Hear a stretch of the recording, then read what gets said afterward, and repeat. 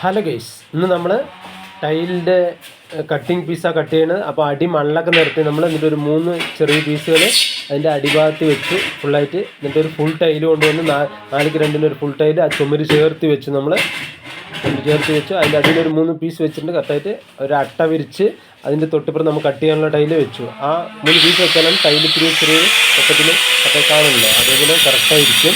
അപ്പോൾ നമ്മൾ സൈഡ് ആ കട്ടർ അങ്ങോട്ട് ചേർത്ത് വെച്ചിട്ട് വെള്ളം കൊടുത്താൽ കറക്റ്റായിരിക്കും, കട്ടിങ് കറക്റ്റായിരിക്കും.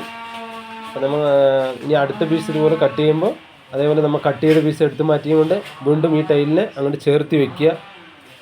വീണ്ടും അങ്ങോട്ട് കട്ട് ചെയ്ത് ഇതിനെ മാറ്റിയിട്ട് നമ്മൾ ആ വീണ്ടും ആ വലിയ പീസിനെ വീണ്ടും ആ ടൈലോടെ ചേർത്തി അങ്ങോട്ട് വെക്കുക. ചേർത്ത് വെച്ചിട്ട് വീണ്ടും അതേപോലെ കട്ടർ ആ നമ്മുടെ ചുമരെടുത്ത് വെച്ച് ആ ടൈല് ചേർത്തി കൊണ്ട് അങ്ങനെ കറക്റ്റായി നോക്കി വെള്ളം കൊടുത്താൽ കറക്റ്റായി കട്ടാകും. ബെൻഡോ ഒന്നും വരില്ല, കറക്റ്റ് സ്ട്രെയിറ്റായി വരും. 4 അടി നീളത്തേക്ക് നമ്മൾ 4 അടി നീളം കട്ട് ചെയ്യണമെങ്കിൽ നമുക്ക് അതിൽ നിന്ന് കട്ട് ചെയ്തെടുക്കുമ്പോൾ 6 പീസ് കിട്ടും. അത് 2 അടി നീളത്തേക്കാണ് നമ്മൾ കട്ട് ചെയ്യുന്നത്. 4ക്ക് 2 ടൈലാണ് വെച്ചാൽ അതിന് 13 പീസ് കിട്ടും. ചെറിയ പീസുകൾ ഈ 2 അടി നീളത്തിലുള്ള 13 വരും, ഒരെണ്ണം കൂടുതൽ വരും. അങ്ങനെയാണ് ഇത് നമ്മൾ കട്ട് ചെയ്തു കഴിഞ്ഞു. ഇനി അപ്പോൾ കട്ട് ചെയ്ത് അതിൻ്റെ അടിയിലെ ചളിയൊക്കെ കഴുകി ക്ലീൻ ചെയ്തു. ഇത് നമ്മൾ പേസ്റ്റ് വെച്ച് ഇനി കറക്റ്റായിട്ട് വെക്കുകയാണ്.